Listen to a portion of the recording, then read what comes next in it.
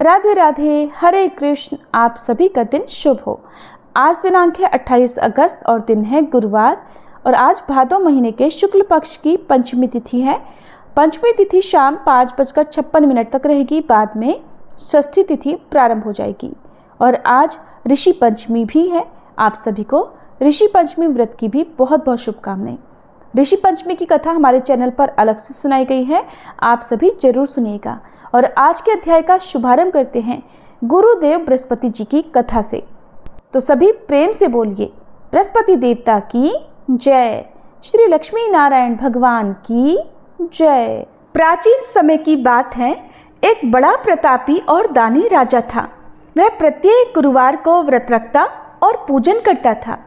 ये बात उसकी रानी को अच्छी नहीं लगती थी। न वह व्रत करती और न ही किसी को एक पैसा भी दान में देती। राजा को भी वह ऐसा करने से मना किया करती। एक समय की बात है कि राजा शिकार खेलने वन को चले गए। घर पर रानी और दासी थी। उसी समय गुरु बृहस्पति साधु का रूप धारण कर राजा के दरवाजे पर भिक्षा मांगने आए। साधु ने रानी से भिक्षा मांगी तो वह कहने लगी, हे साधु महाराज, मैं इस दान और पुण्य से तंग आ गई हूँ। आप कोई ऐसा उपाय बताएं जिससे ये सारा धन नष्ट हो जाए और मैं आराम से रह सकूं। साधु रूपी बृहस्पति देव ने कहा, हे देवी, तुम बड़ी विचित्र हो। संतान और धन से भी कोई दुखी होता है। अगर तुम्हारे पास धन अधिक है तो इसे शुभ कार्यों में लगाओ जिससे तुम्हारे दोनों लोक सुधरें। परंतु साधु की इन बातों से रानी खुश नहीं हुई। उसने कहा, मुझे ऐसे धन की आवश्यकता नहीं जिसे मैं अन्य लोगों को दान दूं और जिसको संभालने में ही मेरा सारा समय नष्ट हो जाए। साधु ने कहा, यदि तुम्हारी ऐसी ही इच्छा है तो जैसा मैं तुम्हें बताता हूँ तुम वैसा ही करना। बृहस्पतिवार के दिन घर को गोबर से लीपना, अपने केशों को पीली मिट्टी से धोना, केशों को धोते समय स्नान करना और राजा से दाढ़ी बनवाने को कहना, भोजन में मांस मदिरा खाना, कपड़ा धोबी के यहाँ धुलने डालना। इस प्रकार 7 बृहस्पतिवार करने से तुम्हारा सारा धन नष्ट हो जाएगा। ऐसा कहकर साधु बने बृहस्पति देव अंतर्ध्यान हो गए। फिर साधु के कहे अनुसार करते हुए रानी को केवल 3 बृहस्पतिवार ही बीते थे कि उसकी समस्त धन संपत्ति नष्ट हो गई। भोजन के लिए परिवार तरसने लगा। एक दिन राजा रानी से बोला, हे रानी, तुम यहीं रहो, मैं दूसरे देश को जाता हूँ, क्योंकि यहाँ पर मुझे सभी जानते हैं, इसलिए मैं यहाँ कोई छोटा कार्य नहीं कर सकता। ऐसा कहकर राजा परदेश चला गया। वहाँ वह जंगल से लकड़ी काट कर लाता और शहर में बेचता। इस तरह वह अपना जीवन व्यतीत करने लगा। इधर राजा के बिना रानी और दासी दुखी रहने लगी। एक समय जब रानी और दासियों को 7 दिन बिना भोजन के रहना पड़ा तो रानी ने अपनी दासी से कहा, हे दासी, पास ही के नगर में मेरी बहन रहती है, वह बड़ी धनवान है। तू उसके पास जा और कुछ ले आ ताकि थोड़ी बहुत गुजर बसर हो जाए। दासी रानी की बहन के पास गई। उस दिन बृहस्पतिवार था। रानी की बहन उस समय बृहस्पतिवार की कथा सुन रही थी। दासी ने रानी की बहन को अपनी रानी का संदेश दिया, लेकिन रानी की बहन ने कोई उत्तर नहीं दिया। जब दासी को रानी की बहन से कोई उत्तर नहीं मिला तो वह बहुत दुखी हुई। उसे क्रोध भी आया। दासी ने वापस आकर रानी को सारी बात बता दी। सुनकर रानी ने अपने भाग्य को कोसा। उधर रानी की बहन ने सोचा कि मेरी बहन की दासी आई थी, परंतु मैं उससे नहीं बोली, इससे वह बहुत दुखी हुई होगी। कथा सुनकर और पूजन समाप्त कर वह अपनी बहन के घर गई और कहने लगी, हे बहन, मैं बृहस्पतिवार का व्रत कर रही थी। तुम्हारी दासी गई थी, परंतु जब तक कथा होती है तब तक ना उठते हैं और ना बोलते हैं, इसलिए मैं नहीं बोली। कहो दासी क्यों गई थी? रानी बोली, बहन हमारे घर अनाज नहीं था। ऐसा कहते कहते रानी की आंखें भर आई। उसने दासियों समेत भूखा रहने की बात भी अपनी बहन को बता दी। रानी की बहन बोली, बहन देखो, बृहस्पति देव सबकी मनोकामना पूर्ण करते हैं। देखो शायद तुम्हारे घर में अनाज रखा हो।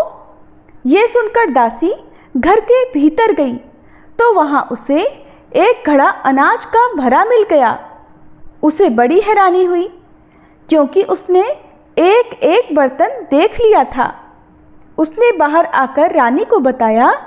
दासी रानी से कहने लगी, हे रानी, जब हमको अन्न नहीं मिलता तो हम व्रत ही तो करते हैं, इसलिए क्यों ना इनसे व्रत की कथा और विधि पूछ ली जाए, हम भी व्रत किया करेंगे।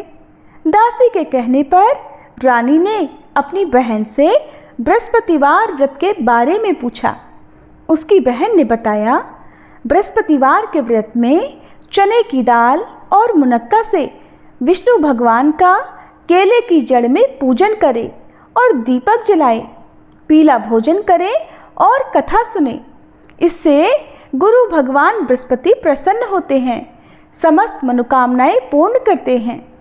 फिर व्रत और पूजन की विधि बताकर रानी की बहन अपने घर लौट गई। अब रानी और दासी दोनों ने निश्चय किया कि बृहस्पति देव भगवान का पूजन अवश्य करेंगी। 7 दिनों बाद जब बृहस्पतिवार आया तो उन्होंने व्रत रखा। घुड़साल से जाकर चना और गुड़ बीन लाई और उसकी दाल से केले की जड़ और विष्णु भगवान का पूजन किया। अब पीला भोजन कहाँ से आए? दोनों बड़ी दुखी हुई, परंतु उन्होंने व्रत किया था, इसलिए बृहस्पति देव भगवान प्रसन्न थे। वे एक साधारण व्यक्ति के रूप में 2 थालों में सुंदर पीला भोजन लेकर आए और दासी को देकर बोले, हे दासी, ये भोजन तुम्हारे लिए और तुम्हारी रानी के लिए है, इसे तुम दोनों ग्रहण करना।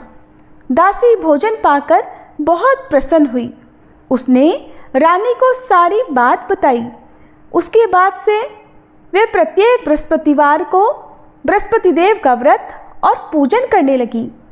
बृहस्पति भगवान की कृपा से उनके पास धन हो गया, परंतु अब रानी फिर पहले की तरह आलस्य करने लगी। तब दासी बोली, देखो रानी, तुम पहले भी इसी प्रकार आलस्य करती थी। तुम्हें धन के रखने में कष्ट होता था, इसी कारण सभी धन नष्ट हो गया। अब बृहस्पति देव की कृपा से हमें धन मिला है तो फिर तुम्हें आलस्य होता है। बड़ी मुश्किलों के बाद हमने ये धन पाया है, इसलिए हमें दान पुण्य करना चाहिए। अब तुम भूखे मनुष्यों को भोजन कराओ, प्याऊ लगवाओ, ब्राह्मणों को दान दो, कुआं, तालाब, बावड़ी आदि का निर्माण करवाओ, मंदिर पाठशाला बनवाकर ज्ञान दान दो, कुंवारी कन्याओं का विवाह करवाओ, अर्थात धन को शुभ कार्यों में खर्च करो, जिससे तुम्हारे कुल का यश बढ़े और स्वर्ग प्राप्त हो और पितर प्रसन्न हो। दासी की बात मानकर रानी शुभ कर्म करने लगी। उसका यश फैलने लगा। एक दिन रानी और दासी आपस में विचार करने लगी कि न जाने राजा किस दशा में होंगे। उनकी कोई खोज खबर भी नहीं है। उन्होंने श्रद्धापूर्वक बृहस्पति भगवान से प्रार्थना की कि राजा जहाँ कहीं भी हो शीघ्र वापस आ जाए। उधर राजा परदेश में बहुत दुखी रहने लगा। वह प्रतिदिन जंगल से लकड़ी बीन कर लाता और उसे शहर में बेचकर अपने दुखी जीवन को बड़ी कठिनाई से व्यतीत करता। एक दिन दुखी होकर अपनी पुरानी बातों को याद करके वह रोने लगा और उदास हो गया। ठीक उसी समय राजा के पास बृहस्पति देव साधु के वेश में आकर बोले, हे लकड़हारे, तुम इस सुनसान जंगल में किस चिंता में बैठे हो, मुझे बताओ। ये सुन राजा के नेत्रों में जल भर आया। साधु की वंदना कर राजा ने संपूर्ण वृतांत सुना दिया। महात्मा दयालु होते हैं। वे राजा से बोले, हे राजा, तुम्हारी पत्नी ने बृहस्पति देव के प्रति अपराध किया था, जिसके कारण तुम्हारी ये दशा हुई। अब तुम किसी प्रकार की चिंता मत करो, भगवान तुम्हें पहले से अधिक धन देंगे। देखो, तुम्हारी पत्नी ने बृहस्पतिवार का व्रत प्रारंभ कर दिया है। अब तुम भी चने की दाल और गुड़ जल के लोटे में डालकर केले का पूजन करो, फिर कथा कहो या सुनो। बृहस्पति भगवान तुम्हारी सब कामनाओं को पूर्ण करेंगे। साधु की बात सुनकर राजा बोला, हे प्रभु, लकड़ी बेचकर इतना धन नहीं बचता जिससे भोजन करने के बाद मैं कुछ बचा सकूं, और मैंने रात्रि में अपनी रानी को व्याकुल देखा है। मेरे पास कोई साधन नहीं जिससे इसका समाचार जान सकूं। फिर मैं बृहस्पति देव की क्या कहानी कहूं, ये भी मुझको मालूम नहीं है। साधु ने कहा, हे राजा, मन में बृहस्पति भगवान के पूजन व्रत का निश्चय करो, वे स्वयं तुम्हारे लिए कोई रास्ता बना देंगे। बृहस्पतिवार के दिन तुम रोजाना की तरह लकड़ियां लेकर शहर में जाना।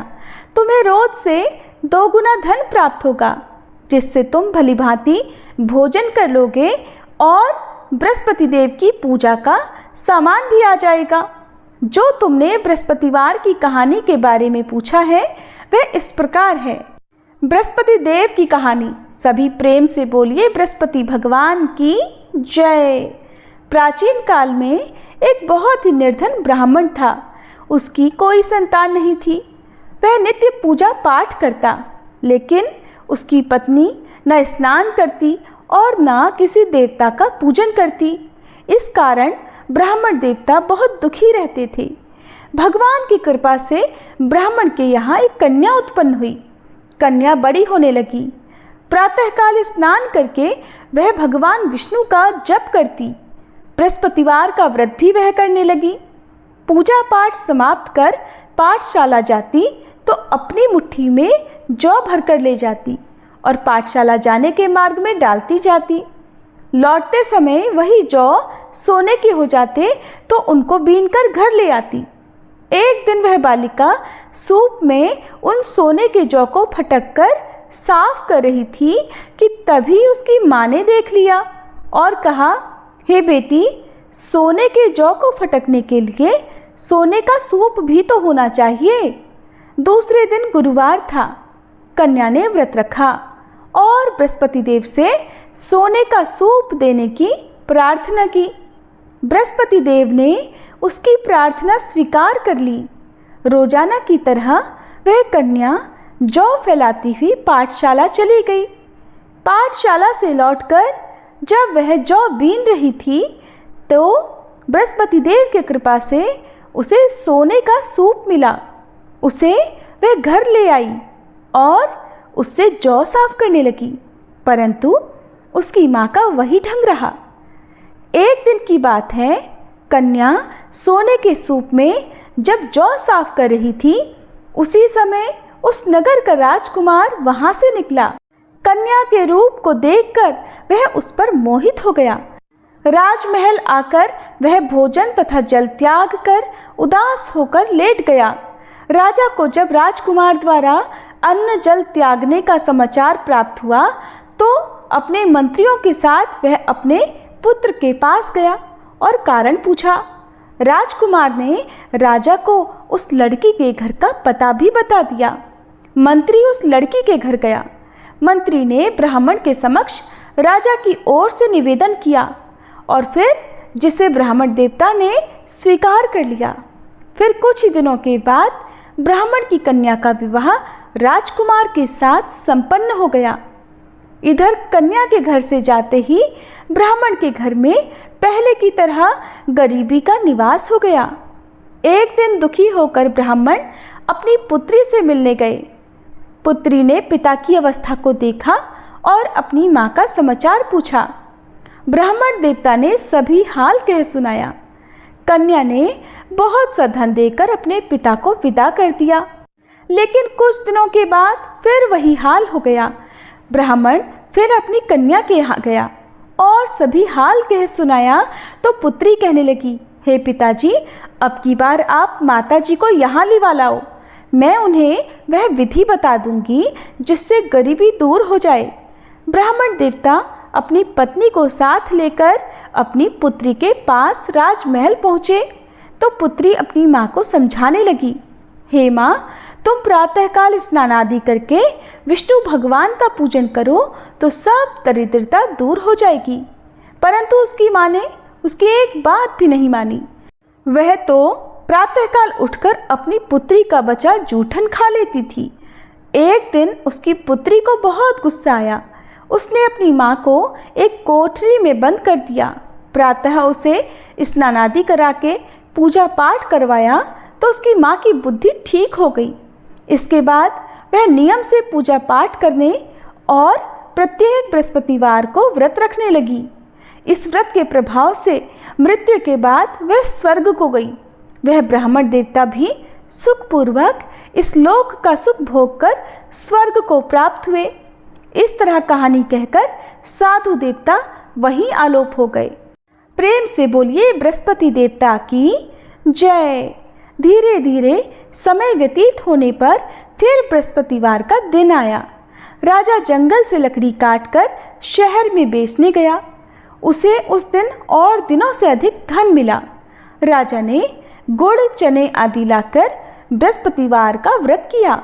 उस दिन से उसके सभी क्लेश दूर हुए। परंतु जब अगला गुरुवार का दिन आया तो वह बृहस्पतिवार का व्रत करना भूल गया।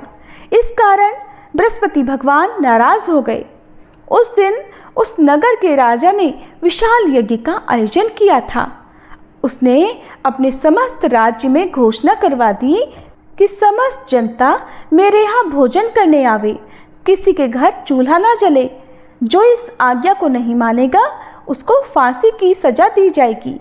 राजा की आज्ञा अनुसार राज्य के सभी लोग राजा के भोज में सम्मिलित हुए।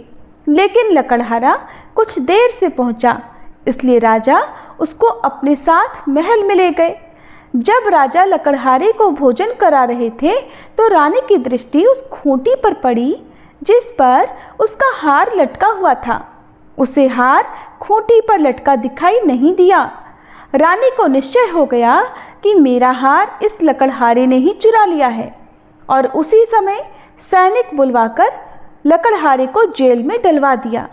लकड़हारा जेल में विचार करने लगा कि न जाने कौन से पूर्व जन्म के कर्म से मुझे ये दुख प्राप्त हुआ है, और जंगल में मिले साधु को याद करने लगा। तत्काल बृहस्पति देव साधु के रूप में प्रकट हो गए और कहने लगे, अरे मूर्ख, तूने बृहस्पति देव की कथा नहीं की, इसी कारण तुझे दुख प्राप्त हुआ है। अब चिंता मत कर, बृहस्पतिवार के दिन जेल खाने के दरवाजे पर तुझे 4 पैसे पड़े मिलेंगे। उनसे तू बृहस्पति देव की पूजा करना, तेरे सभी कष्ट दूर हो जाएंगे। अगले बृहस्पतिवार उसे जेल के द्वार पर 4 पैसे मिले।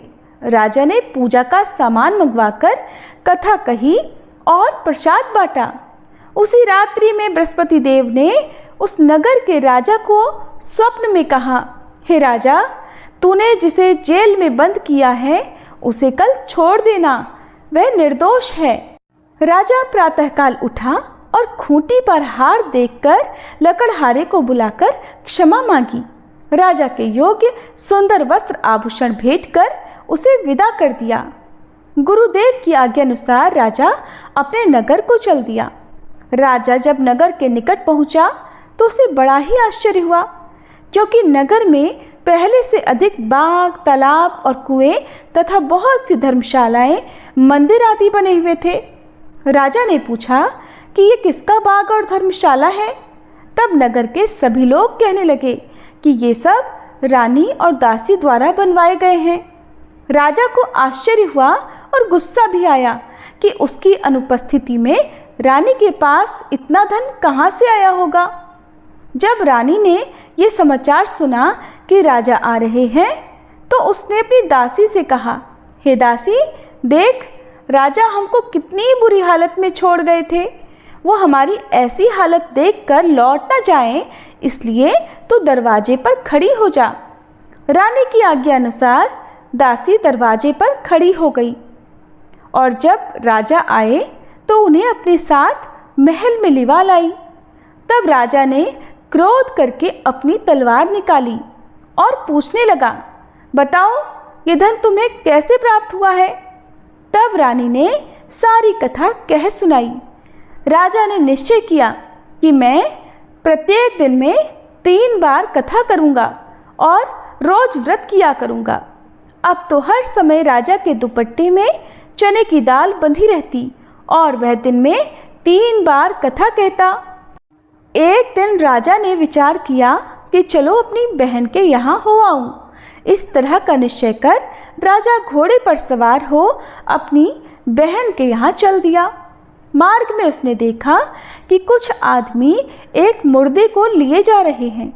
उन्हें रोक कर राजा कहने लगा, अरे भाइयों, मेरी बृहस्पति की कथा सुन लो। वे बोले, लो हमारा तो आदमी मर गया है, इसको अपनी कथा की पड़ी है। परंतु कुछ आदमी बोले, अच्छा कहो, हम तुम्हारी कथा भी सुनेंगे। राजा ने दाल निकाली और कथा कहनी शुरू कर दी। जब कथा आधी हुई थी तो मुर्दा हिलने लगा और जब कथा समाप्त हुई तो राम राम करके वह मनुष्य खड़ा हो गया। राजा आगे बढ़ा। उसे चलते चलते शाम हो गई। आगे मार्ग में उसे एक किसान खेत में हल चलाता मिला।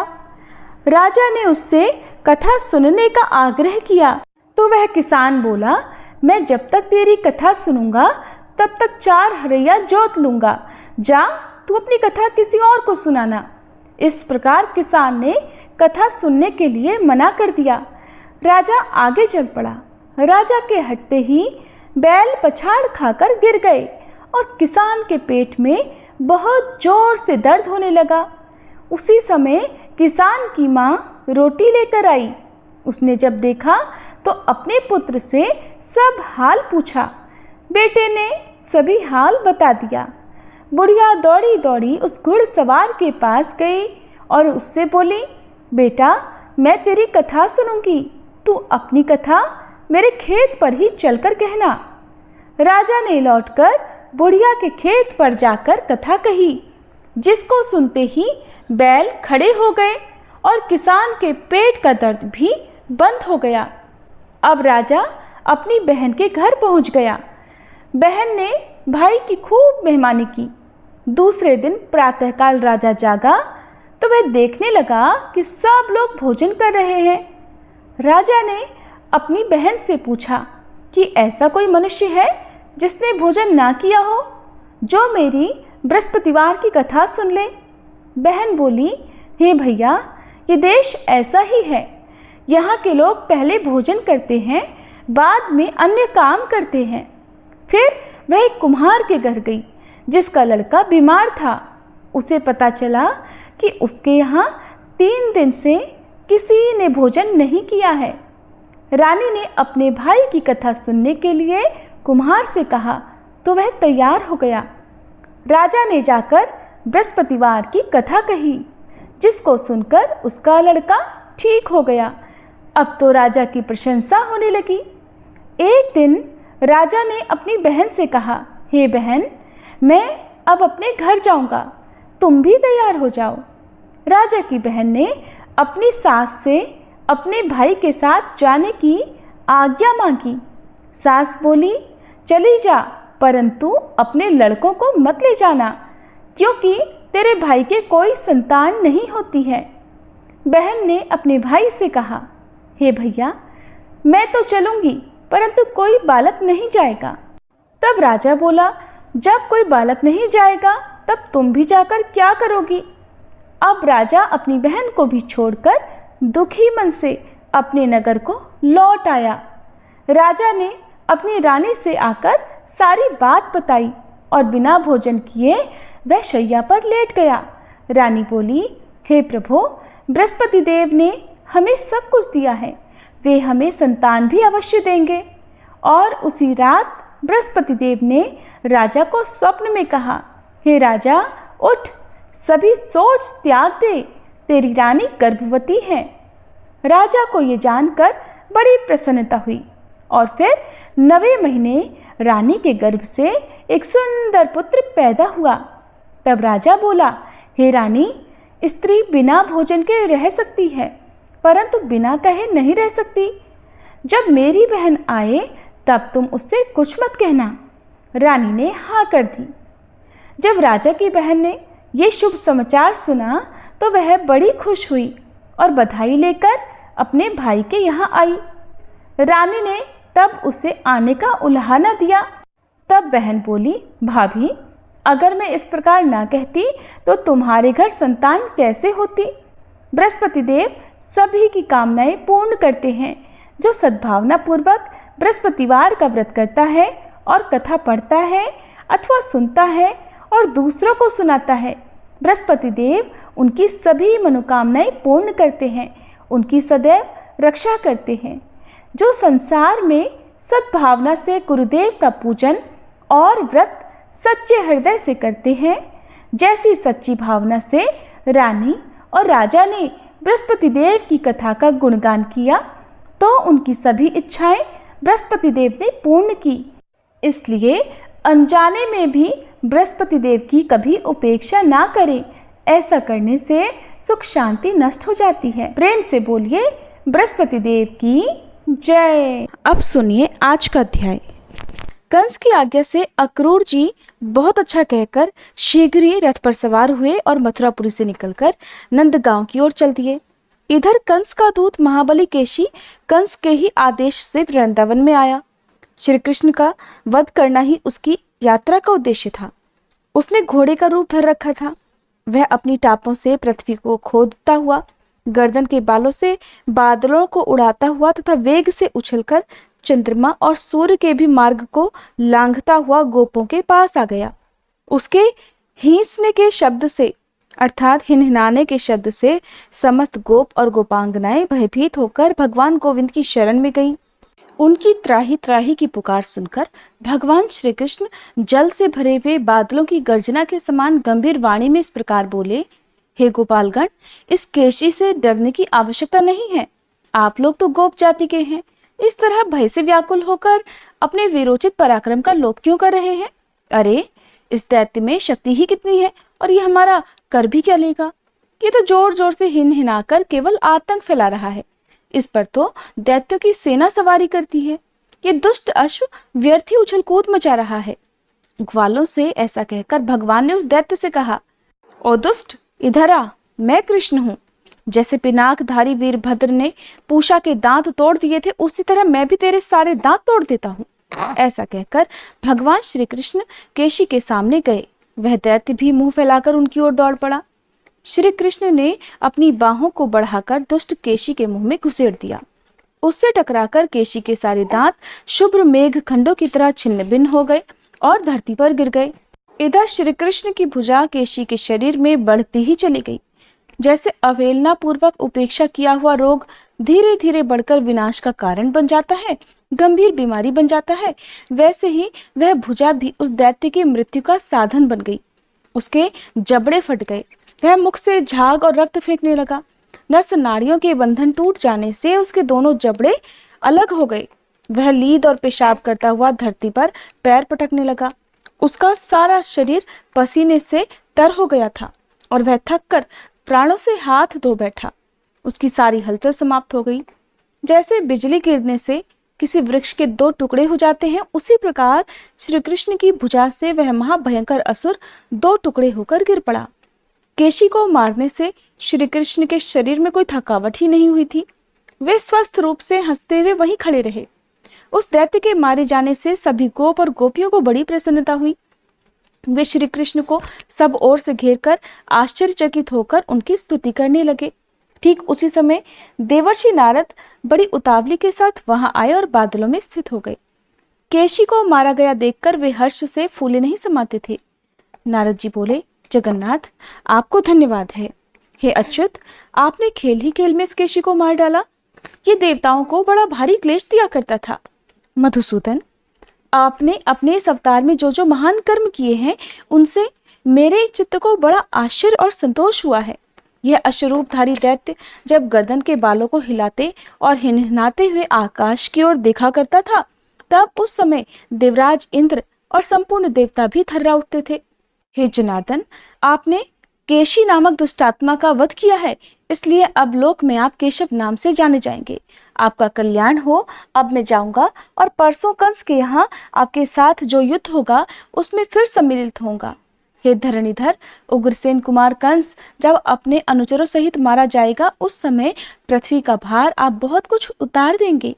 उसके बाद भी राजाओं के साथ आपकी अनेक युद्ध हमें देखने को मिलेंगे। गोविंद, आपने देवताओं का बहुत बड़ा कार्य सिद्ध किया और मुझे भी बहुत आदर दिया। आपका कल्याण हो। अब मैं जाता हूँ। नारायण नारायण। ऐसा कहकर नारद जी चले गए। तब श्री कृष्ण अत्यंत सौम्य भाव से ग्वालों के साथ गोकुल में चले आए। व्यास जी कहते हैं, अक्रूर जी शीघ्र चलने वाले रथ पर चढ़कर मथुरा से निकले और श्री कृष्ण के दर्शन का लोभ लेकर नंदगांव की ओर चल पड़े। रास्ते में सोचने लगे, आहा, मुझसे बढ़कर सौभाग्यशाली तो कोई है ही नहीं, क्योंकि आज मैं अंश सहित अवतरित हुए साक्षात भगवान विष्णु का मुख देखूंगा। आज मेरा जन्म सफल हुआ और आने वाला प्रभात तो बहुत ही सुंदर होगा, क्योंकि मैं विकसित कमल के समान नेत्रों वाले भगवान विष्णु के मुख का दर्शन करूंगा। जो स्मरण अथवा ध्यान में आकर भी मनुष्य के सारे पाप हर लेता है, वही कमल के समान नेत्रों वाला श्री विष्णु का सुंदर मुख आज मुझे देखने को मिलेगा, जिससे संपूर्ण वेद और वेदांगों का प्रादुर्भाव हुआ है तथा जो देवताओं के लिए सर्वश्रेष्ठ आश्रय है, भगवान के उसी मुख का आज मैं दर्शन करूंगा। ब्रह्मा, इंद्र, रुद्र, अश्विनी कुमार, वसु, आदित्य तथा मरुदगण जिनके स्वरूप को नहीं जानते, वे श्री हरि आज मेरा स्पर्श करेंगे। जो सर्वात्मा, सर्वव्यापी, सर्वस्वरूप, अव्यय, भूतों में स्थित व्यापी परमात्मा, वे आज मेरे नेत्रों के अतिथि होंगे। जिन्होंने अपनी योग शक्ति से मत्स्य, कूर्म, वराह और नरसिंह आदि अवतार धारण किए थे, वे ही भगवान आज मुझसे वार्तालाप करेंगे। स्वेच्छा से शरीर धारण करने वाले अविनाशी जगन्नाथ इस समय कार्यवश व्रज में निवास करने के लिए मानव रूप धारण किए हुए हैं। जो भगवान अनंत अपने मस्तक पर इस पृथ्वी को धारण किया करते हैं, वे ही जगत का हित करने के लिए अवतरित होकर आज मुझे अक्रूर कहकर बुलाएंगे। पिता, पुत्र, सुहृद, भ्राता, माता और बंधु बांधव रूपिणी जिनकी माया को यह जगत हटा नहीं पाता, उन भगवान को मेरा बारंबार नमस्कार है। जिनको हृदय में स्थापित करके मनुष्य इस योग माया रूपी फैली हुई अविद्या को तर जाते हैं, उन विद्या स्वरूप परमात्मा को नमस्कार है। जो संपूर्ण जगत के निवास स्थान है, जिनमें सत और असत दोनों प्रतिष्ठित हैं, वे भगवान अपने सहज सत्व गुण से मुझ पर प्रसन्न हो। जिनका स्मरण करने पर मनुष्य पूर्ण कल्याण का भागी होता है, उन पुरुष श्रेष्ठ श्री हरि की मैं सदा के लिए शरण लेता हूँ। इस प्रकार अक्रूर जी का हृदय भक्ति से विनम्र हो रहा था। वे मन में कुछ इस प्रकार श्री विष्णु का चिंतन करते हुए नंदगांव में पहुंच गए। वहां उन्होंने भगवान श्री कृष्ण को उस स्थान पर देखा जहां गौवें दूही जा रही थी। वे बछड़ों के बीच में खड़े हुए थे। उनका श्री अंग विकसित नील कमल की आभा से सुशोभित था। नेत्र खिले हुए कमल की शोभा धारण करते थे। वक्ष स्थल में श्री वत्स का चिन्ह दिखाई देता था। बड़ी बड़ी बाहें, चौड़ी और उभरी हुई छाती, ऊंची नासिका, विलासयुक्त मुस्कान से सुशोभित मुख, लाल लाल नख, शरीर पर पीतांबर, गले में जंगली पुष्पों के हार, हाथों में स्निग्ध नील लता और कानों में श्वेत कमल पुष्प के आभूषण, यही उनकी झांकी थी। उनके दोनों चरण भूमि पर विराजमान थे। श्री कृष्ण का दर्शन करने के बाद अक्रूर जी की दृष्टि यदुनंदन बलभद्र जी पर पड़ी, जो हंस, चंद्रमा और कुंद के समान गौरवर्ण थे। उनके शरीर पर नील वस्त्र शोभा पा रहे थे। उनकी कद ऊंची और बाहें बड़ी बड़ी थी। मुख प्रफुल्ल कमल सा सुशोभित था। नीलांबरधारी गौरांग बलभद्र जी ऐसे लग रहे थे मानो मेघमाला से घिरा हुआ दूसरा कैलाश पर्वत हो। उन दोनों भाइयों को देखकर महाबुद्धिमान अक्रूर जी का मुख कमल प्रसन्नता से खिल उठा। संपूर्ण शरीर में रोमांच आया और वे मन ही मन इस प्रकार कहने लगे कि इन दोनों बंधुओं के रूप में यहाँ साक्षात भगवान विष्णु विराज रहे हैं। यही वह परम धाम और यही वह परम पद है। अनंत मूर्ति भगवान आज ही मेरे हाथ का स्पर्श करके उसे शोभा संपन्न बना देंगे। इन्हीं भगवान की अंगुलियों के स्पर्श से संपूर्ण पाप नष्ट हो जाने के कारण मनुष्य उत्तमोत्तम सिद्धि प्राप्त करते हैं तथा अश्विनी कुमार, रुद्र, इंद्र और वसु आदि देवता प्रसन्न होकर उन्हें उत्तम वर देते हैं। इन्हीं भगवान ने दैत्यराज की सेना का विनाश करके दैत्य पत्नियों की आंखों का काजल भी छीन लिया। राजा बलि ने, जिनके हाथ में संकल्प का जल छोड़कर रसातल में रहते हुए भी मनोहर स्वर्गीय भोग प्राप्त कर लिए, तथा देवराज इंद्र ने, जिनकी आराधना करके एक मनवंतर के लिए देवलोक का अखंड साम्राज्य प्राप्त किया, वे ही भगवान कंस के साथ रहने के कारण निर्दोष होते हुए भी दोष के पात्र बने हुए मुझ अक्रूर का क्या आदर नहीं करेंगे? जो साधु पुरुषों से बहिष्कृत है, उसके जन्म को धिक्कार है। भगवान श्री हरि ज्ञान स्वरूप हैं, परिपूर्ण सत्व के पुंज हैं, सब प्रकार के दोषों से रहित हैं। अतः वे भक्ति से विनीत होकर आदि, मध्य और अंत से रहित अजन्मा पुरुषोत्तम भगवान विष्णु के अंशावतार तथा ईश्वरों के भी ईश्वर श्री कृष्ण की शरण में जाता हूँ। इस प्रकार मन ही मन विचार करते हुए वे भगवान श्री कृष्ण के पास गए और मैं यदुवंशी अक्रूर हूँ ऐसा कहकर उनके चरणों में गिर पड़े। भगवान ने भी ध्वजा, वज्र और कमल आदि चिन्हों से सुशोभित अपने कर कमलों द्वारा उनका स्पर्श किया और उन्हें खींचकर प्रेम पूर्वक गाढ़ आलिंगन कर दिया। फिर बलराम और श्री कृष्ण ने भी उनसे वार्तालाप किया और उन्हें साथ लेकर अपने भवन में चले गए। एक दूसरे को प्रणाम आदि के बाद अक्रूर ने दोनों भाइयों के साथ बैठकर भोजन किया और यथायोग्य उनसे सब बातें सुना दी। दुरात्मा दानव कंस ने वसुदेव और देवकी को जिस प्रकार धमकाया था, उग्रसेन के प्रति जैसा उसका बर्ताव था और जिस उद्देश्य से कंस ने उन्हें ब्रिज में भेजा था, वह सब विस्तार के साथ कह सुनाया। सुनकर भगवान श्री कृष्ण ने कहा, ये सब बातें तो मुझे ज्ञात है। इस विषय में जो उचित कर्तव्य है उसे मैं करूंगा अक्रूर जी, आप अन्यथा विचार मत करें। कंस को अब मारा गया ही समझें। मैं बलराम जी सहित कल आपके साथ मथुरा चलूंगा। बड़े बूढ़े गोप भी भेंट की बहुत सी सामग्री लेकर जाएंगे।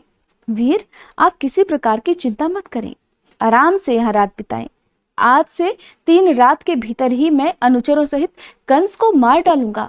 इसके बाद गोपों को मथुरा चलने का आदेश देकर अक्रूर जी, श्री कृष्ण तथा बलराम जी नंद के घर में सो गए। सवेरा होने पर महाबली बलराम और श्री कृष्ण अक्रूर जी के साथ मथुरा जाने को तैयार हो गए। ये देखकर गोपियों के नेत्रों में आंसू भर आए। वे चिंता से इतनी दुर्बल हो गईं कि उनके कंगन और बाजूबंद खिसक खिसक कर नीचे गिरने लगे। वे दुख से पीड़ित होकर लंबी सांस लेती हुई एक दूसरी से कहने लगी, सखी, गोविंद मथुरा जाते हैं, वहां जाकर वे इस गोकुल में फिर क्यों आने लगे भला? वहां तो अपने कानों द्वारा नगर की स्त्रियों के मधुर वार्तालाप का रसपान करेंगे। नगर की नारियों के विलासपूर्ण वचनों में जब उनका मन आसक्त हो जाएगा, तब फिर गांवों की रहने वाली इन गंवार गोप गोपियों की ओर भला उनका झुकाव कैसे हो सकेगा? हाय, श्री कृष्ण संपूर्ण व्रज के प्राण थे। इन्हें छीनकर दुरात्मा और निर्दयी विधाता ने हम सब गोपियों पर निष्ठुर प्रहार किया है। नगर की युवतियां भाव भरी मुस्कान के साथ बात करती हैं। उनकी गति में लालित्य है। वे कटाक्षपूर्ण नेत्रों से देखती हैं। इसलिए ये भला हम सीधी सादी गोपियों के पास क्यों आने लगे? ये देखो, गोविंद रथ पर बैठकर मथुरा जा रहे हैं और क्रूर अक्रूर ने उन्हें चकमा दे दिया है। क्या इस निर्दयी को प्रेमी जनों की मानसिक वेदना का अनुभव नहीं है, जो ये हमारे नयनानंद गोविंद को कहीं और ले जाता है? गोविंद भी आज देखो कितने निष्ठुर हो गए हैं। देखो ना, बलराम जी के साथ रथ पर बैठकर जा रहे हैं। अरे जल्दी से इन्हें रोको, देर मत करो। ए, क्या कहती हो? गुरुजनों के सामने हमारा कुछ बोलना उचित नहीं है। अरे हम तो यूं ही विरह की आग में जल रही हैं। अब ये गुरुजन हमारा क्या कर लेंगे? हाय, ये नंद बाबा आदि भी जाने को तैयार है। कोई भी श्री कृष्ण को लौटाने का प्रयास नहीं कर रहा। आज मथुरा वासिनी युवतियों के नेत्र रूपी भ्रमर श्री कृष्ण के मुख कमल का मकरंद पान करेंगे। वे लोग धन्य हैं जो मार्ग में पुलकित शरीर से बेरोक टोक श्री कृष्ण का दर्शन करेंगे। आज मथुरा की युवतियों के नेत्रों में महान आनंद छा जाएगा। और आज मथुरा की उन भाग्यशालिनी युवतियों ने कौन सा शुभ स्वप्न देख लिया है, जो वे अपने विशाल और कमनी नेत्रों से श्री कृष्ण के रूप माधुरी का पान करेंगी। अहो, विधाता को किंचित मात्र भी दया नहीं है। उसने हम गोपियों को बहुत बड़ी निधि का दर्शन कराकर हमारी तो आंखें ही निकाल ली। हमारे प्रति श्री कृष्ण का अनुराग ज्यों ज्यों शिथिल होता जाता है, त्यों त्यों ही हमारे हाथों के कंगन भी शीघ्रता पूर्वक ढीले होते जा रहे हैं। अक्रूर जी का हृदय बहुत ही क्रूर है। वह घोड़ों को बहुत जल्दी जल्दी हाँकता है। उसे हम जैसी दुखी स्त्रियों पर भला कब से दया आने लगी। अरे वो देखो, श्री कृष्ण के रथ की धूल बहुत ऊंचे पर दिखाई देती है। हाय, अब तो वो धूल भी नहीं दिखाई देती। अब वो भगवान को बहुत दूर ले गई।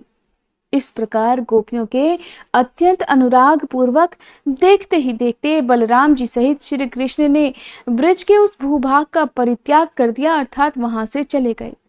रथ के घोड़े बहुत तेज चलने वाले थे, इसलिए बलराम जी, अक्रूर जी और श्री कृष्ण दोपहर होते होते मथुरा के समीपवर्ती यमुना तट पर पहुंच गए।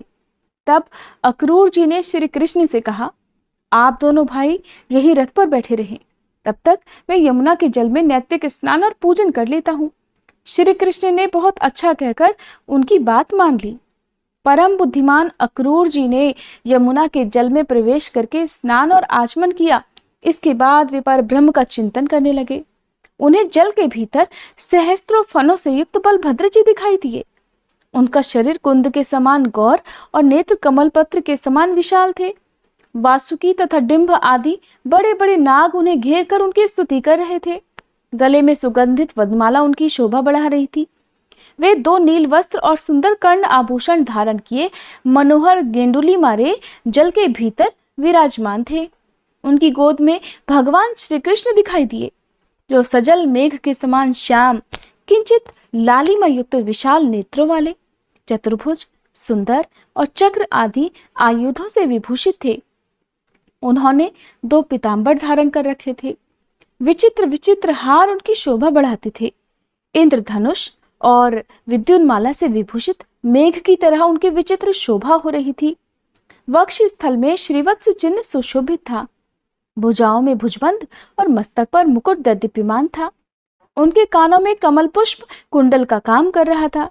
सनंदन आदि पाप रहित सिद्ध योगी नाक के अग्रभाग पर दृष्टि जमाए मन ही मन भगवान का ध्यान करते थे। बलराम जी और श्री कृष्ण को वहां पहचान कर अक्रूर जी बड़े आश्चर्य में पड़ गए। वे सोचने लगे, ये दोनों भाई इतनी जल्दी यहाँ अंदर पानी के कैसे आ गए।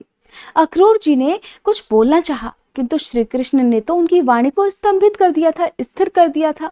वे कुछ बोल ही नहीं पाए।